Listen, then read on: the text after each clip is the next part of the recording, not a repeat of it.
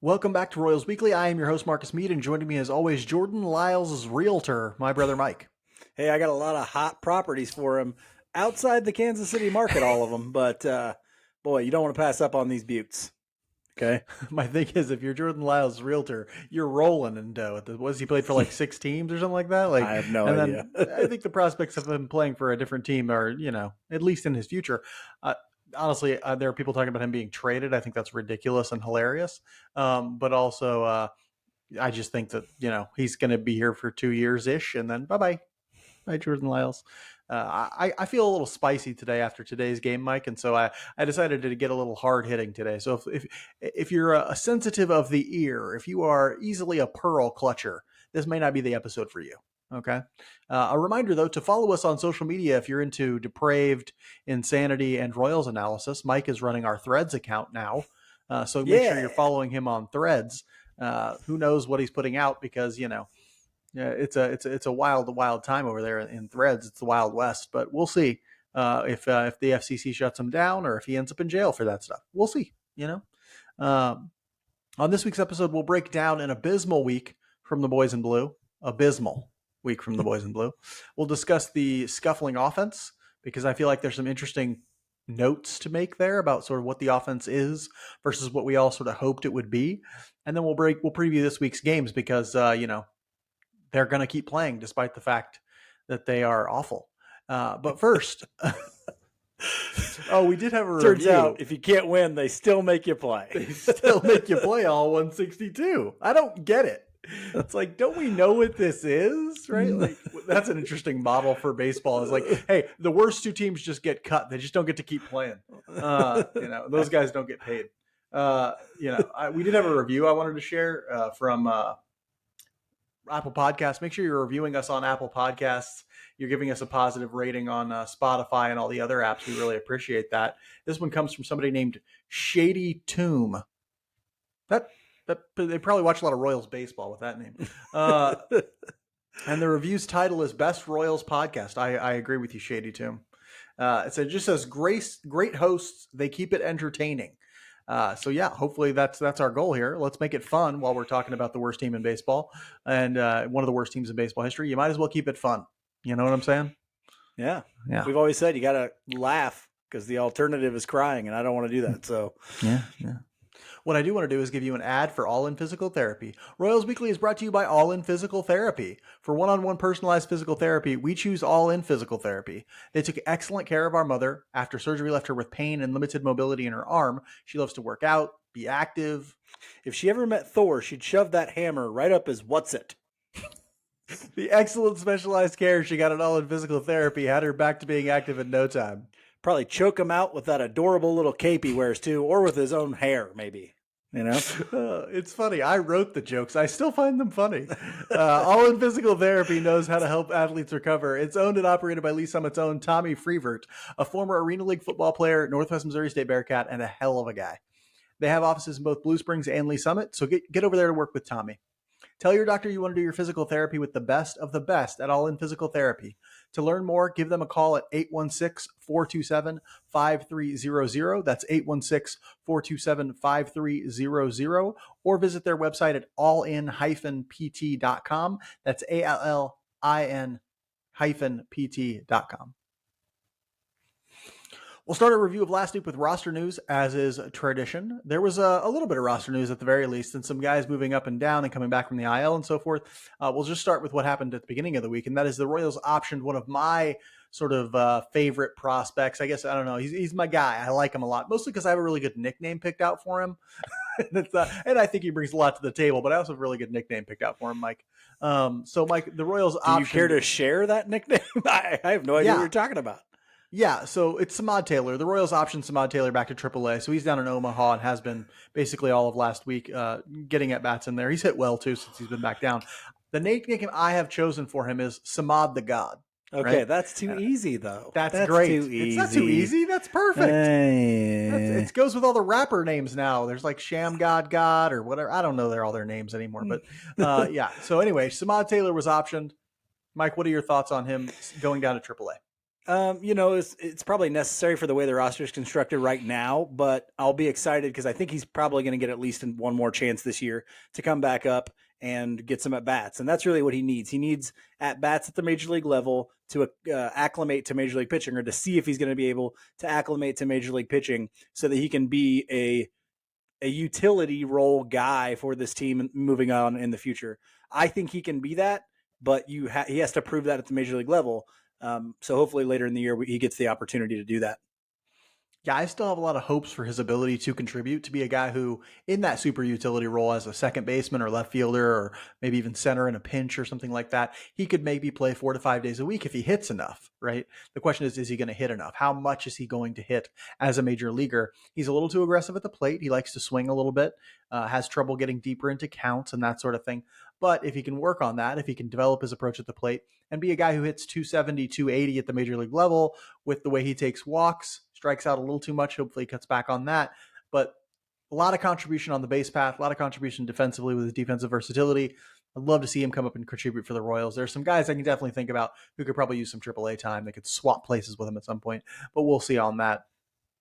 The Royals also brought back Edward Olivares from the injured list. Mike, what are your thoughts on getting Olivares back, getting him into this lineup? We're about a week and a half. We're about 10. I'm bad at math. I'm so bad. We're about 11. No. We're like 8 days away from the trade 8 deadline. days. My math skills. I'm looking at Nine, the date I up think, here, actually. like 9. 7, 8, 9. We're 7, 8, or 9 days away from the trade deadline. Olivares is back in the lineup. Mike, what are your thoughts? Well, he had a good week this week, and let's hope he shows out again next week. I think teams already know what he is offensively and defensively, honestly. So I don't know that anything he does or doesn't do will affect his trade value. But teams are going to want to see that he's healthy and that he's hitting, and he can do that easily in the next couple of weeks. So if the Royals are going to trade him, that's still a very much a possibility with him back off the IL. So yeah, you want to. Yes, the lineup needs it because he's a known entity. You know he's going to produce offensively, especially against lefties, and this lineup needs any help that it can get. But I'm more in the idea of let's make him and another person a nice trade piece so that we can get something back in return, because this team's not winning more than 50 games anyway. So.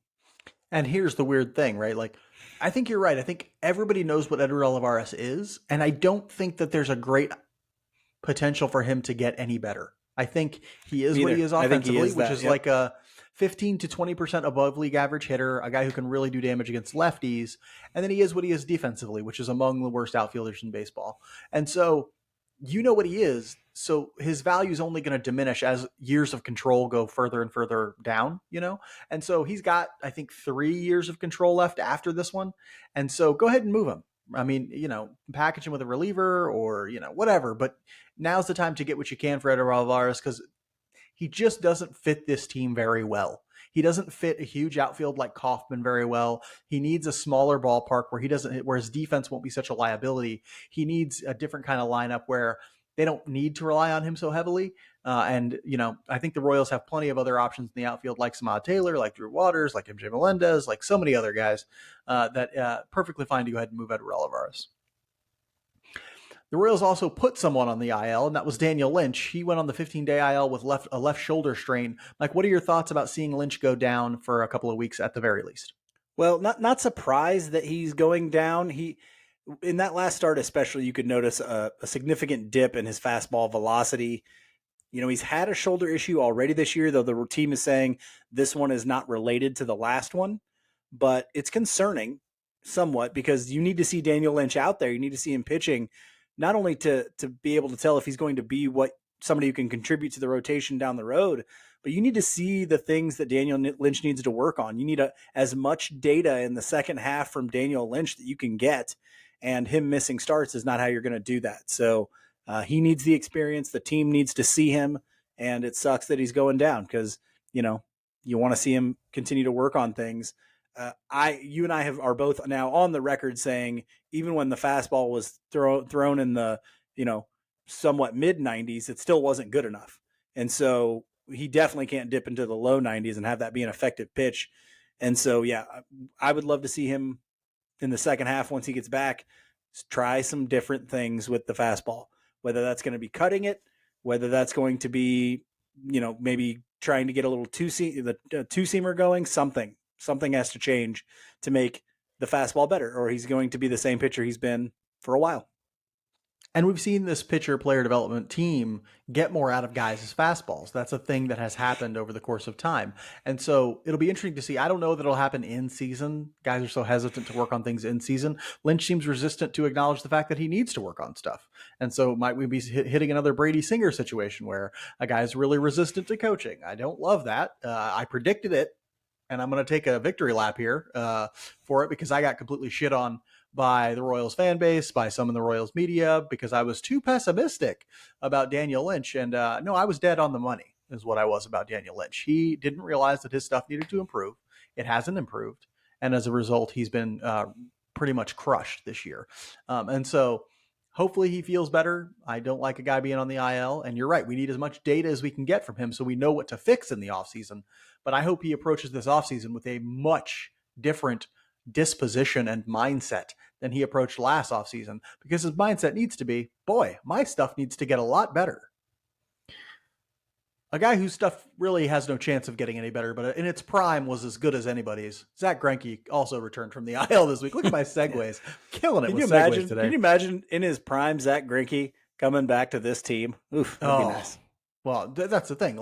And I'll make my point before yours, Mike. Usually I let you go first, but I feel so bad for Zach Greinke having to go through this season with the Kansas City Royals. He does not deserve to be on a 120 loss team, and yet he might be on a 120 loss team. Gosh. Yeah, I'm hoping that he brings some stability back to the rotation, at least a little bit, where we know that we're going to get a competent start when Zach Greinke shows up. I know his stuff is very hittable, and I know there's going to be certain situations. Like, I'm really glad he didn't pitch in that Yankees series, because that could have been bad. But yeah, I'm hoping to see some really competitive starts from him coming out starting this week, because there's guys who, when they go out there, you don't ever feel like Lyles today. Did anybody feel like that guy had a chance today? I didn't. Everybody knew. For the 10 people on Threads, they heard me put it out there. Like, there's no way. Like, it's not. Lyles is gonna get killed today. And so yeah, it wasn't good, and it's good to see Zach back. You want him to finish out his season. If this is his last one, you want it to be a strong one. Because he deserves that, and he put a decent cap on the end of a great career. Yeah, my first Royals related tweet of the day was hammer the over on home runs against Lyles. Right, I think his over under on earned runs today was 2.5 going into the game. He went over in the first inning, and so wasn't a great on the field. It was another real how do we call it? Let's call it a dung heap of a week from the Royals this week. They went 1-6, which brings their overall record to a horrific 28-73. When you're watching a terrible team like this, you have to sort of watch in specific ways. Mike, can you describe what you're watching for when you watch the Royals play right now? Yeah, and that makes it maybe even slightly more depressing. I'm looking for maturation. Okay. I'm looking for young guys to not play like young guys. This week was not that. That Yankee series wasn't that. We had a lot of guys, swinging in terrible situations, trying to take extra bases for no reason. Just really bad stuff. Playing balls poorly in the outfield. It did not look like a mature team. It looked like a team that's really young. And that's, I understand it's a really young team, but we're in the second half of this season, and most of those guys played last season. And it's time to grow up. Okay. You've got to be able to do something. You got to be able to make changes where you're not actively hurting yourself out on the field. Yeah, you only get so much rope, guys. We can only say that these are young guys for so long. A lot of these guys are 24, 25, 26 years old now. Eventually, they're not young. You're not young anymore, right? Like Daniel Lynch, Brady Singer, they're not young anymore, right? And so, really, Brady or Bobby Witt Jr. has like 100 and some, like 70 games under his belt. He's not that young anymore in terms of Major League Baseball experience, and yet he's out there making really bad base running mistakes constantly. And it's like, what are you doing? What are you doing? Why can't you get through your mind that it makes absolutely no sense for you to try and take second base on your bunt when you could just stand there on first and steal second with the next pitch? You have an 85% success rate ceiling. Why are you doing that? Dumb. Just makes no sense to me. Okay. All the base running stuff just really kills me. And I put out a tweet today that said, I don't know who their base running coach is, but he should be managing a Dairy Queen in next week. Okay. That is what he should be doing. Whoever is their base running coach has failed miserably and should be fired. I'm going to come out in the record and say it. Failed miserably, should be fired. Okay. Don't know who it is. Don't care who it is. Fire him. He is awful. Okay. He not just a scapegoat. A lot of other guys probably need to lose their jobs too, but we'll get into that in a second. What I'm looking for when I watch bad games are traits, right? What sort of traits can be successful moving forward? What sort of traits can guys build on? What sort of things? And that's why I'm like digging on Freddie Fermin. You'll hear me praise Freddie Fermin a lot this episode because he's got traits that we can really use and can be useful at the major league level. He has a good plate appearance. He hits the ball hard. He's, defends well, blocks balls well, all these sorts of things that really make him a valuable piece for the Royals. The same can be true said of other guys. But I'm really interested in traits right now because I can't watch the game as a whole without wanting to throw my TV through a window. Mike, we had some strong performers despite the fact that this week was, it was like a bloated corpse that's been floating down a river for 6 days. Tell us who your strong performer for the week was. Edward Olivares. I really thought he put together a decent week. He didn't have a whole lot of plate appearances. He was 4 for 13, a double, an RBI, just one strikeout this week for Edward Olivares. So any week where he only strikes out one time, even if it's in 13 plate appearances, that's going to be a pretty good week for Edward Olivares. So, it was good to see him come back and show that he can be healthy and drive the ball still. Let's get him out there. Let's start shopping Edward Olivares, package him up with one of them relievers, and get us something else to dream about. I mean, if you think about Edward Olivares plus a Scott Barlow or plus maybe even a Carlos Hernandez, that's valuable enough to get something in the neighborhood of a Cole Reagans, right? I think so. I definitely think so, honestly, because Reagans looks like maybe he can be something in a starting rotation. So I'll take it. Yeah. Yeah, I think that's the case because people are like, you got to take into account how much the control over Olivares and a guy like Scott Barlow, who has an additional year after this one, and Hernandez has probably like 3 years after this. That control is really valuable. And so you should be getting some decent return for something like that. My strong performer this week is Freddie Fermin. He went 7 for 11. 7 for 11 this week, Freddie Fermin. Friggin' awesome.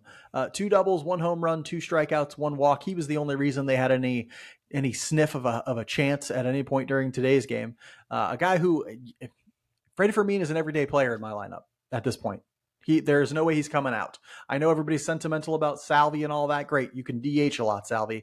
But if Salvi's not DHing, Freddie's DHing in my mind, right? Like Freddie Fermin does not be in. Freddie Fermin is in the starting lineup every day for me right now. Because he's that good, and he's one of the only productive hitters they have right now. And so his OPS is over 800 right now. Get him in that lineup. Really productive player. Love to see it for him because he's got a good story too. Quite a few weak performers this week. Really tough to choose. Almost like picking. Mike, give me an analogy for trying to pick a weak performer this week. Oh, it's like picking out a fish friend at a sushi bar. Yeah, there you go. Mike, who was your weak performer for the week? Scotty Barlow. He's not doing so great. And really in this chunk of the month, he's not doing very well. He went 1 2/3 innings this week, which isn't a lot of work for him, but he usually pitches when they're up, and they weren't ever up. 6 earned. What's the point of a closer? Exactly. 6 earned runs given up in 1 2/3 innings. Big reason for that. 5 walks to 1 strikeout. 5 walks in an inning and 2/3 is really, really bad, people. And there was some fielding stuff today that was very bad, but not all those runs score on that crappy fielding play if the bases aren't loaded when it happens. And so, he's been not very good.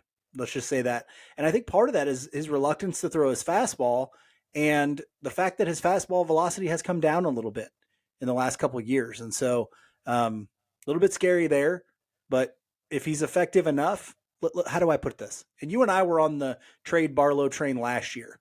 Okay. Mm-hmm. Because when you're thinking about a player like that, there's really only one way Scott Barlow could go from last year. He could only go down, right? Because flash forward a year, he's now lost a year of control. And when he went from the performance that he was giving last year, which was very good, you know, it doesn't take much to see that that's the peak of Scott Barlow. That's the best he Mm-hmm. can be. Okay. Because he'll never throw 100. He'll never have the most devastating pitches. And so that was the peak Scott Barlow. You want to trade guys at their peak value when you're having a season like the Royals did last year. Can't do that now, but we're in the same situation. Scott Barlow is at the highest value that he will be probably ever moving forward, at least for the Royals. And so they should be getting rid of Scott Barlow. Yes, they're probably going to take a diminished return because he hasn't pitched so well, 1 year less of control, but it's going to be even worse a year from now. So Yep. take what you can get. I feel like you and I have said this just routinely over the last 3 years, right? Like, trade this guy because his value is not getting any higher than it is now. We say this every single year. Does it happen? No. And it's like, drives me crazy. Anyway, I can't get too deep into that. We have other stuff to talk about. My week performer this week is Bobby Witt Jr. He went 4 for 26 with 0 extra base hits, 4 strikeouts, 0 walks. I'm happy to see that the strikeout number isn't insane. That means he's been putting the ball in play quite a bit this week.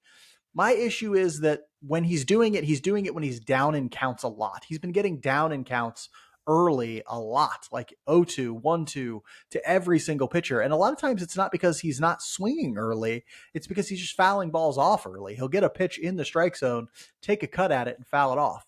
And it's like, there's that hit tool issue. You know, like, I know everybody's like, oh, like I heard, we mentioned in our draft coverage, Alex mentioned that the hit tool issues for Bobby Witt Jr. were overblown, and they were overblown, but he doesn't have a 70 grade hit tool or anything like that. You know, he's got maybe a 55 grade hit tool, maybe a 50 grade hit tool, probably 55. And that shows up in moments when he gets balls in the strike zone that you would think, oh, he should really put that in play hard, and he fouls them off. And it's like, oh. So it was just a bad week for him with balls in play. I think he'll rebound. I hope it doesn't get him out of the process that's been working for him over the last couple of months. But it was not really, really great to see this week, especially in an offense that's struggling when you're sort of your best young hitter is a part of the struggles and not somebody who's actually trying to pull him out of it. Or he's trying, he's just not actually doing it. Mike, what was your theme for this week as we turn another chapter in this fairy tale season? I'm going to the 80s with Give Me Something to Believe in. That classic from the hairband philosophers, Poison. Royals, give me something to believe in. Anything, man, anything. Can I believe that we may have a piece or two in the starting rotation? Maybe. if Cole Reagans comes up and I can maybe get excited about that. I'm not excited about Brady Singer and his lack of progress. I'm not excited about Daniel Lynch. I'm not excited about Zach Greinke, who's on the end of his career. Love the guy, but no excitement there. Jordan Lyles is a train wreck. What about, and we're going to talk about the offense. No, that they haven't given us much to believe in either. Like, like you said, there are people who say we're too pessimistic, but it's like, show me something to be optimistic about. I can't see it. I think they have pretty nice uniforms. Yeah. So they had one of the best City Connect uniforms. Oh, they were great. Yeah. Here's my theme for this week. I have a hard time imagining a Major League Baseball team could be this bad, right? Like, I don't get because you were. I mean, we watched the games in 04 and 05. Let me explain. First off, this team is tracking for historic badness, right? Like, they're going to rival the Mets for the worst team that's ever. For the worst record of all time, right? Like, and so at least in the modern era, I think. But anyway, we knew coming into this year they weren't going to be good. We knew that. I was ready and prepared for that. I even knew that they could have their 10% outcome and be pretty bad, right? I just have a hard time imagining an MLB team that could make the level of mistakes that they make. It's one thing if your players, if you just don't have any talent. This team does not have no talent. They have Salvador Perez. He's really good, borderline Hall of Famer. They have Bobby Witt Jr., number 2 overall pick, immensely talented. They have a whole bunch of other guys Brady Singer, first round pick. They have a lot of guys with a lot of talent. The problem is they make 1,000 mistakes a game. I mean, that might be hyperbole, but they make way too many mistakes in a game. And it's like, let's imagine that they cut out those mistakes and just played to their sort of potential level. They'd still be pretty bad, but they'd be a little bit better. I cannot watch these mistakes. I had a hard time even envisioning a team being this bad, so bad that like you watch them and you're like, what are they doing? I watched Drew Waters hit today, and every hitter up to him had like an 0-2 count to start, except for Salvi, who grounded it on the first pitch. And what does he do? He comes out and he like starts swinging out of his shoes, swings it 2 pitches above the strike zone, and eventually strikes out at one of them. And it's like, it's one of those moments where it hits you like an anvil. Like, this team is awful and they aren't learning, and it drives me crazy. Royals Weekly is brought to you by Knapp Family Wealth. Mike, can you think of anything more important than securing your financial future? Waiting 30 minutes after eating before swimming? No, that's an old wives' tale. You're an old wives' tale.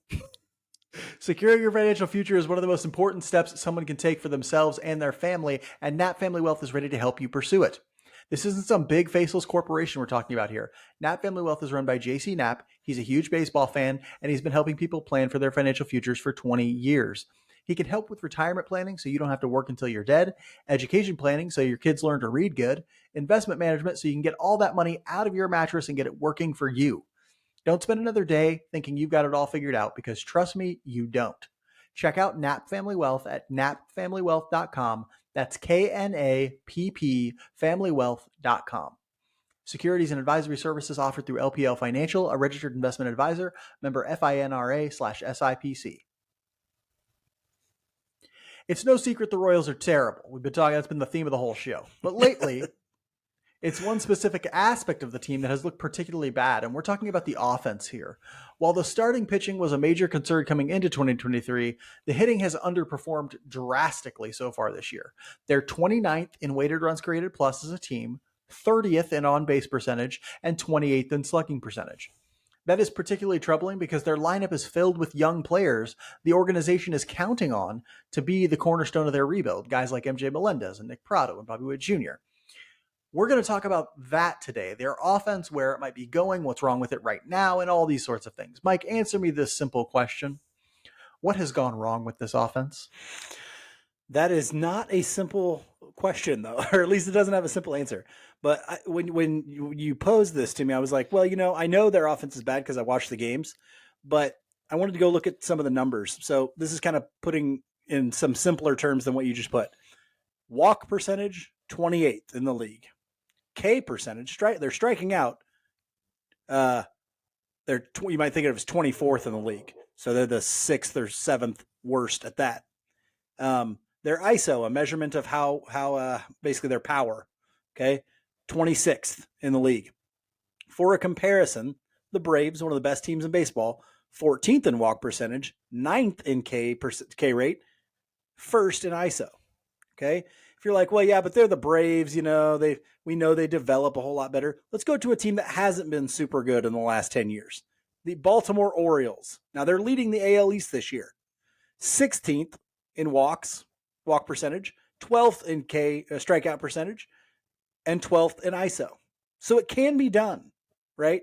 This is not, and think about the Baltimore Orioles. Who they putting in that lineup? Adley Rutschman. One big name. Anthony Mullins. Santander. Ryan O'Hearn. Ryan O'Hearn is playing regularly. Okay. Ryan O'Hearn has their highest OPS, by the way. There you go. And so it's not like they're putting Ronald Acuna Jr. out there. Okay. We don't walk. We strike out. We don't hit for power. There you go. It's that simple. It can be that simple. Okay. We'll get to why we don't do those things here on the next question, but it's that simple. We don't walk. We strike out a lot. We don't hit the ball hard. Yeah, and to be clear, when he says we don't hit the ball hard, he means we don't get extra base hits. We Yeah, actually do hit the ball relatively hard when we make contact, which is not often enough. But we don't do it with the right launch angle. We don't do it in parks that allow the ball to leave the yard and things like that. I'm going to answer this question with two things, right? Like Vinny Pasquantino got hurt. That really hurt us as an offense. And then everybody who wasn't Vinny Pasquantino didn't progress or regressed this year offensively. So they were counting on MJ Melendez. They were counting on Bobby Witt Jr. They were counting on Nick Prado. They were counting on Michael Garcia. They were counting on these different guys, Drew Waters and Kyle Isbell and all Michael these guys. Massey. Michael Massey got to take steps forward. They didn't do it, right? And some of them took steps backward. MJ Melendez is among the worst hitters in baseball who plays every day. And, that's definitely a step backward for him because he was basically a league average hitter last year. And so we're talking about a bunch of guys who, cross our fingers, hoped would progress. If half of them had progressed and half of them didn't, we would have a decent offense, probably in the 20s somewhere, like maybe around 20, right? But the fact is, all of them didn't progress or regressed, right? And that when that happens, your offense gets real bad real quick. And so we need to think about why that took place. Mike, are there any discernible pattern for why many of these guys are drastically underperforming this year? Yes, there is. It's because we have a certain profile of hitter that is a product of our previous regime and the type of drafting and developing that they did. That type of hitter is free swinging, is aggressive at the plate, and those are bad things. Okay? Mm-hmm. People, it always makes me just cringe when I hear the cliche that every hitter, and Royals hitters are the same way, that they get out there, well, I want to go up there and be aggressive. Wrong. You're part of the problem. Okay? Mm-hmm. Because yes, I understand when you get a pitch in your zone, your power zone, whatever you want to call it, be aggressive. Other than that, you're not aggressive. Don't be aggressive. Be passive. Take a nap. Lay down, roll over on your belly, and tell somebody to scratch you. Be passive. And so it drives me absolutely nuts. But it's a team filled with those players because the previous regime drafted and signed and all that stuff, almost exclusively those guys. Okay? And so when you see a Salvador Perez and an MJ Melendez and a Nicky Lopez and all of those guys up there just a hacking away all the time, a Drew Waters, whatever, those are the guys we've always gotten. It's going to take years to get guys into the lineup at the major league level who are not that way. And that'll only happen if the current regime is thinking about that. And so what really has to happen is you have to start developing a different kind of profile that you want in a hitter. Yeah, and I'm going to talk a little bit more about that later. But this to me is exemplified by what I saw from the game today, where our first 6, 7 hitters all either got out on one pitch because they, like Salvador Perez did, or started their counts down 0-2 or 1-2. All of them, right? That is not good. That is, in fact, bad, right? You do not want to start down 0-2 or 1-2. The outcomes for being in those counts are really, really bad. And a lot of them are strikeouts, which is why our strikeout rate is so high. A lot of them are weak contact, right? It's bad to be in so many of those counts.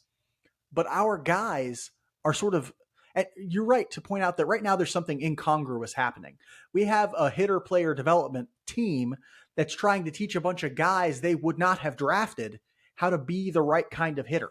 They're trying to teach Michael Massey that he should only swing at pitches in his turbo zone, right? But that's not the type of hitter he was from age 5 until age 23, right?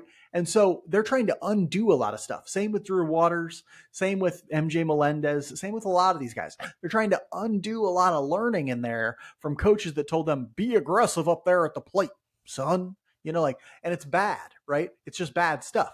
And so, yeah, we might be able to, if we're talking like long shot hopes, Drew Saylor and Alex Zumwalt and all those guys might be able to like turn some of these guys into having halfway decent approaches at the plate. But the type of sustained long-term pipeline of guys who very first thing they're doing is trying to recognize whether or not they should swing, as opposed to thinking I should swing first and then maybe adjusting there. that's going to take years to develop, right? There's just no doubt about that, right? And it's got to be from a drafting and player acquisition point all the way through the player development in the minors, all the way into the major leagues, because this trying to do it ad hoc when they get to the major leagues does not work. Mike, we're talking pretty dark stuff here. Are there any bright spots for this lineup and this offense moving forward? Well, maybe the one bright spot will be Bobby Witt Jr. because I think there are some tangible things that you can see in his approach that have improved. But like you kind of just mentioned or just hinted at, it's all trying to be done at the major league level. This is stuff that he shouldn't be in Major League Baseball with the approach that he has. Does that make sense? Like a lot of these guys, if they were in other organizations, would not be in Major League Baseball until they change the approach that they have. Now, the tools that they have, they play in Major League Baseball. The power tool, the running, all that sort of stuff, it plays. But you can't get to that stuff if your approach isn't any good. If you're swinging at pitches that are on the edge or outside the zone, none of that matters. Okay, it doesn't matter what your max exit velocity is when you only do it once a series. And so that's got to be done. So Bobby Witt Jr., yes, it's nice that maybe he's taken a step forward with that approach, but I would have loved to have seen that done when he was in Double A. When he was in Triple A, to say, hey, you're not coming up here until we see that you can lay off pitches that you can't do damage on. And once you see that, then he comes up. Okay. It doesn't matter that you hit the shit out of the ball in Double A. That makes no difference whatsoever. We see that you're still swinging at pitches in bad spots. You're not coming up. Okay. And so it is a little frustrating. The only person I can say, and it was even rough because this year there were times Vinny Pasquantino didn't show this, but last year Vinny Pasquantino really showed what a professional developed approach looks like, that teams that have success do 1 through 9, and the Royals had a guy that did it.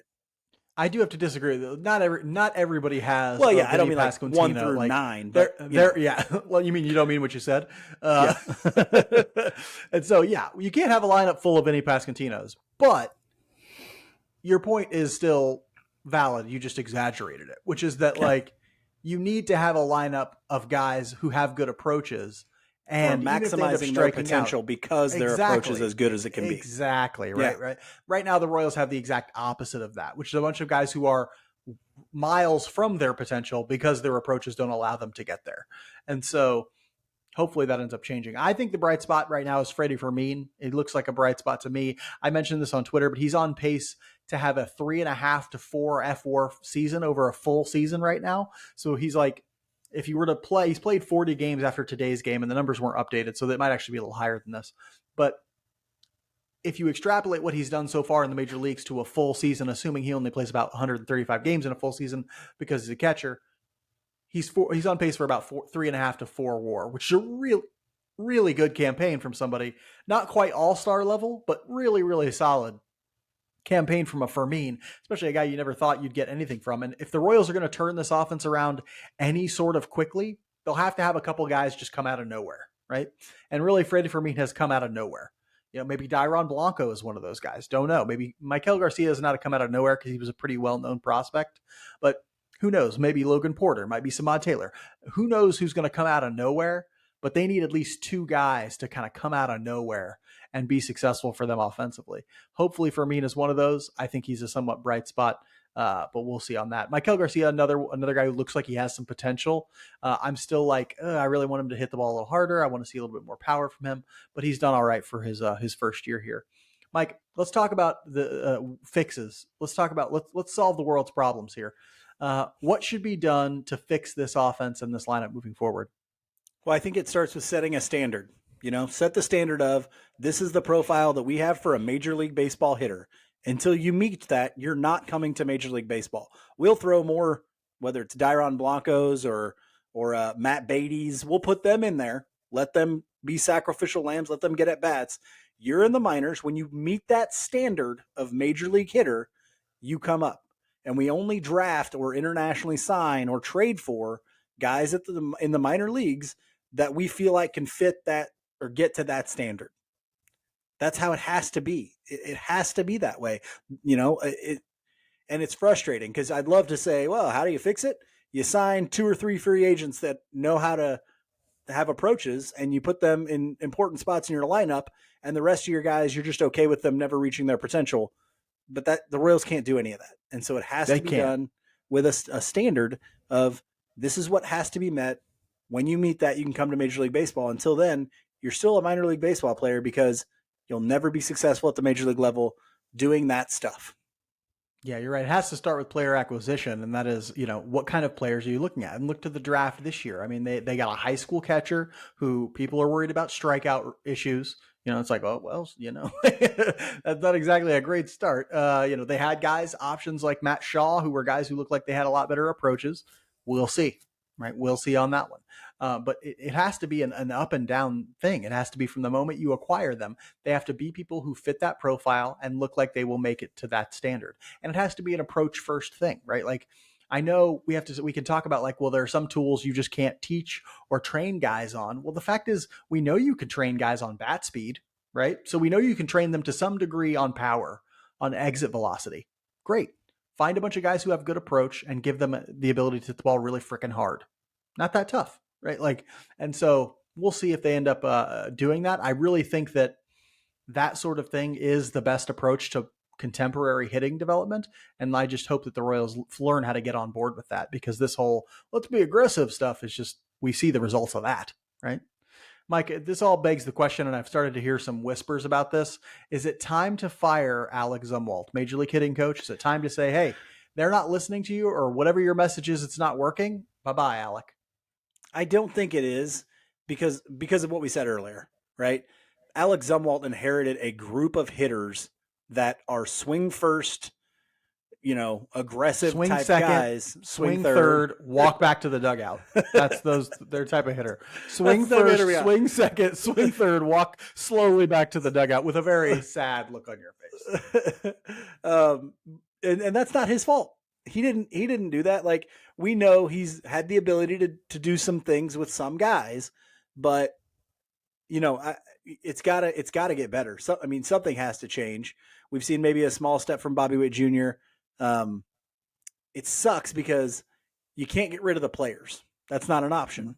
And so you need to change something, though, because, and here's the thing, and this may be maybe even more scary. We've seen it on the pitching side at the major league level already, that there are guys who are, I don't want to say uncoachable, but who are continuing to do the same thing over and over and over again, and their results are showing that, right? Are we seeing that on the hitting side now too? Like, it's hard to tell, but MJ, you can't go a whole 2/3 of the season like MJ Melendez did. And now I know they're making adjustments, but if they're making adjustments, they aren't working. So one of two things is happening. Either they're uncoachable and really aren't changing anything, or they are, and those adjustments aren't working. Somebody's at fault, right? It's got to be the player or the coach or something. It's not freaking magic. I mean, and so you have to analyze, where is the shortcoming? Is it on the player? Does the player need to be more coachable? Or is the player just not good enough? That's a thing too. Or is the coach not getting to the players? Or the plan from the coach not good enough? Who knows? See, the thing that bothers me is that, like, you see a lot of these guys have big time success in the minor leagues. Some of them have even had success of somewhat at the major league levels, and then they take huge steps back. And it's like, well, we know it's in there. I mean, like, we know that they have the requisite talent to be successful in some way. You don't hit 320 in Double A, and then you can't hit 210 at the major league level. It just doesn't happen. There's not that much of a difference. So much so that you could not in some way improve to hit, 270 at the major league level. Like, it doesn't exist, right? And so something is lost in translation there. And I love that you point out the makeup of guys, like the coachability and things like that, because that's a big question that I want to start having about player acquisition here for the Royals. I know for a long time they had a certain profile of player personality wise that they were interested in. And yeah. And it can be Mike just signaled what that archetype was, and I wonder if that's still the case. I wonder if I don't know how to describe this without sounding very mean to a certain type of person. But there is a certain type of personality type that's like, my dad paid my way through all the showcases. I had everything I ever wanted in my life. I talk like a good young man should talk, but then somebody starts trying to coach me, and I'm super resistant to it. Right? Do you know what I'm saying, Mike? Somebody's actually. Oh, I've been a coach for my Yeah, entire you know what I'm professional talking about. career. If you've I know coached, exactly what you're you've talking met about. these kids, right? If you've Yeah, coached, you've met these kids. Okay, yeah. where it's like, You give them actual criticism, right, and they fold. right, They either get really defensive about it, or they've never had it in their life, so they don't know how to actually do any of it. It's like, hey, yeah, I'm being really critical of you. I'm expecting you to take that criticism and go improve, and I'll even give you the plan to improve or whatever. But they can't then execute that, you mm-hmm. know. And some of it for some guys is mental. It's up here, their confidence gets shot when a coach is really critical of them. But I don't know any of the answers here. I wish I I don't did. either. Um, I but yeah, would like to it's not see good. them think about like how they measure makeup in a player, because I got to tell you, I just this is all vibes we're talking about here, but just seeing the players that they've drafted, hearing them talk, and seeing sort of what we've seen from players and things like that, like I think they might be judging makeup the wrong way. If that makes sense. I know that they did previously I shouldn't say that. I highly suspect that they did previously based on some of the comments from Dayton Moore and things like that. I want to know, just as a curiosity, what makes them think that a player has good makeup? What are the markers that they see that? Sorry, you got me off on a little bit of a tangent there. Let's do our last question to wrap up this segment, and then we'll move on. Mike, who in this lineup, the 2023 Kansas City Royals in all their glory, who do you think will be a piece of the next competitive Royals team? Okay, this is kind of a weird question because, and I'll get into that here in a second. So here are the guys that I think might be a part of this next competitive Royals team: Vinny Pasquantino, who's not currently in the lineup, but I threw him in there; Bobby Witt Jr., Michael Garcia. Okay. Now, the messed up thing is this: if it's just those three guys, the next competitive Royals team might not actually be when those three guys are here. So, you see what I'm saying? It's going to take more than those three guys, right? Mm-hmm. But the Royals right now at this point don't really, in my estimation, don't have those any more than those three guys. Like, I'm not sold on Nick Pratto that in 3 years he's going to be hit a contributing offensive piece for the Kansas City Royals major league club. I'm not sold on Drew Waters for that. I'm not sold on anybody else on the team except for maybe those three guys, and that's even still a maybe. Okay. Well, if they only have those three guys, that team's not going to be competitive. If only those three guys, if those are the only three guys you have, we're going to waste all of their years of control and they'll be gone and we'll be not competitive the whole time they're here. So I could have answered this answer not incomplete or can't answer because I'm Or not none entirely of sure. them. None of them. It's zero. The answer might be zero because we might spend Vinny and Bobby's entire term here and never be competitive. Because remember, Yeah. it's not just the offense either. They still have miles to go in the rotation as well. Yeah. So And the bullpen. And so I'll add Freddie Fermin to that list because I think he'll be a contributing piece no matter what. And in fact, it would not surprise me at this point if he is the heir apparent to Salvador Perez. But I'm also going to add Drew Waters because I have a sense that he will develop to the point where he can be a piece in the lineup. I don't ever think he'll be better than 110 weighted runs created plus because I think the strikeout issue can only be solved to a certain extent. But I think he'll get to the point where that strikeout rate is 25 to 30% rather than 35 to 40%, which it currently is, or what it's close to 35% at least. And so I think eventually he'll get there with his defense. He'll also be a valuable piece somewhere.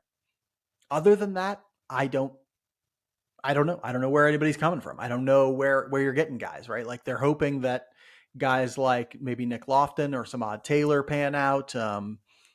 Maybe Tyler Gentry, Gentry refines it maybe. or John Rave finds something and can do some stuff. It's pretty barren hitter wise in You the got to go top down to Caden levels. Wallace.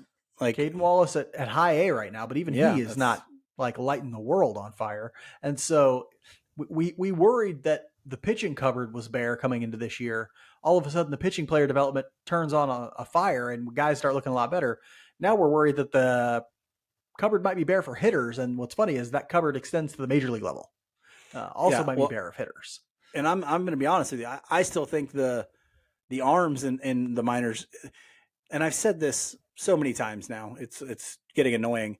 The talent level in our entire system is low. It's down. It's not good enough. Yes, and honestly, this draft, yeah, it helped. I mean, there's guys that I liked. Rockefort will add some instant talent to the thing. What's the kid from Missouri State, Nivens? He'll add some talent.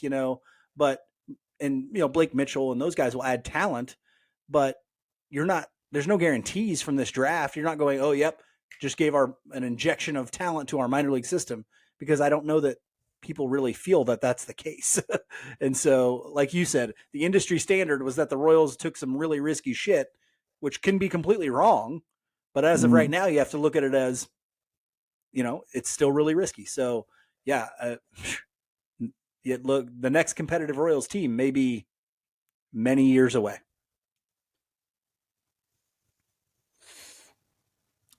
Luckily, the Royals get a little break this week, and by that I mean they get to play a full week of games against the AL Central. They'll spend 3 days in Cleveland facing off against the Guardians before coming home for a 3-gamer against the Minnesota Twins. There's a day off in between those two series. Mike, tell us about the boys from Believe Land, as Riggs calls it. The Believeland Guardians are 49-50, which is good enough for second in the AL Central. Offense led by Jose Ramirez, great hitter. They got the Naylor brothers as well. Who else they got besides that? Anybody offensively to worry about? They got Steven Rosario Kwan, still, Kwan, but he's not anybody much. to worry about. No. Yeah. Some decent pitchers though. So in the first game, it'll be Ryan Yarbrough versus Logan Allen, 24-year-old lefty out of FIU, Florida International, 3.21 ERA and a 1.37 WHIP. Fastball in the low 90s, sweeper, changeup, cutter, throws all of a variety of pitches well and mixes them up really well. We saw him, I believe, the last time we played against Cleveland, if I'm not mistaken, or 2 times ago. Hard. It might be 2 times ago. We played them a bunch in like a little cluster there, so it might be. I know 2 we times saw ago. them in one of those. I think it was the last game of the series, and then they actually sent him down, I believe, if I'm not mistaken, for a short. And they have since brought him stretch. back up. In that second game, it'll be Zach Greinke versus Aaron Savali, 28-year-old right-handed pitcher out of Northeastern, 2.71 ERA. He's been very good, 1.08 WHIP, a cutter, a curveball, a sinker, a four-seamer in the low 90s, a slider, a split finger. Mixes his pitch up a bunch, nothing thrown over 40%. So those first 2 games will be tough matchups. In that third game, it'll be Alec Marsh against we do not know. There is not an announced starter for Cleveland for that third game, but hopefully we can see Alec Marsh continue to improve. We didn't get to talk about his start in this week's episode, really, but some issues locating the fastball again, which led to some home runs. So hopefully he can keep his fastball up, which I've been like, why doesn't he throw that thing up more? Hopefully he can avoid the home run. That's the big deal for him. So after the trip to Believe Land, they'll head home for a 3-gamer against Minnesota. They're 52-48, which is good enough for first in the AL Central. Would be dead last in the AL East. Minnesota's an interesting team. They're going to get an amazing season out of Edward Julian, a second baseman who I think is a rookie for them. He's having a hell of a rookie year, hitting .310 as a batting average, .390 as an on-base, and .551 as a slugging. Oh, my world, for any rookie who came up and did that for the Royals. But that's in 183 plate appearances so far. They got some good other guys too, but offense, a lot of average hitters right now. Even guys like Buxton aren't really killing it. Kirilloff's having a good year. But everybody else is more like average. The thing that really drives them is a great pitching staff led by Joe Ryan, Sonny Gray, Pablo Lopez, Bailey Ober's having a decent year this year. They're just really talented in that rotation. And so, going to be a tough series against the Twins. They're actually a pretty decent team. I don't even think they've gotten to where as good as they can be this year. So we'll see. We'll end this week's episode like we end every episode with our Just About Outside segment, where we talk about something that's interesting to us outside the world of baseball. Mike, it was a hell of a week. Tell me what is interesting to you outside the world of baseball. And it better not be football, because I'm tired of training camp videos already. Go. Well, I was gonna. Okay, then I'll talk about beating you so badly in golf. You were basically crying yesterday. How about that? Just kicked Mark's ass up and down a golf course yesterday. It was beautiful. Mike played quite well. I fell apart on the back nine. Mike played quite well though, although he was killed by the other guy we were I playing, tell you, who well, used to be he a was a college pro golfer, so yeah, and a yeah. yeah, used to be a golf pro. I will say this though. I told my wife, I was explaining to her, like, it's one of those rounds where it's kind of the opposite of what I normally do. I shot not that great. I didn't feel like I was shooting that great, but scored really well. Usually it's the opposite of that.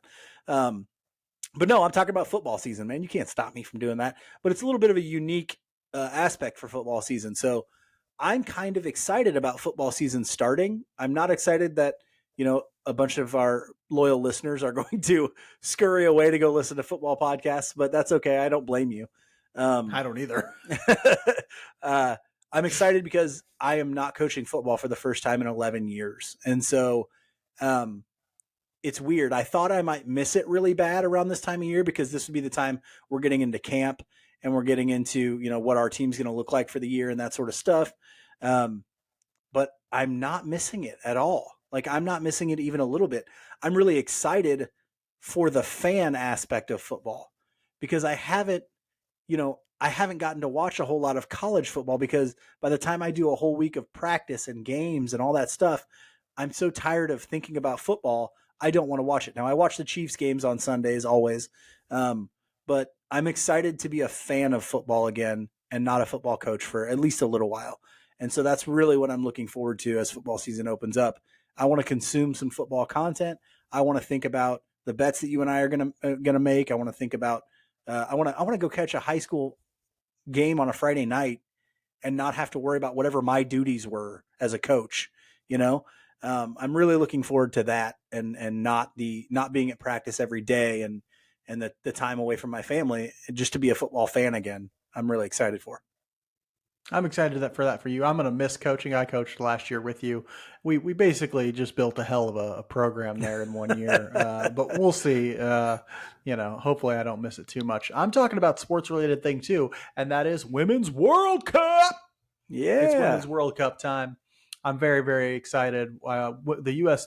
women's national team had their first game the other night, a 3-0 victory over Vietnam. But, the thing I'm excited about is that you watch these games and you realize that the talent level, the level of organization, the resources devoted to the women's game have increased just drastically over the last decade. So you and I probably, or at least I, started following the Women's World Cup all the way back in 2011, I would imagine, the U.S. women's national team. The first memory I have of really watching women's soccer and the thing that got me really, really hooked was Rapinoe to Wambach in that Brazil semifinal a number of years ago, what is often called the greatest goal in women's World Cup history.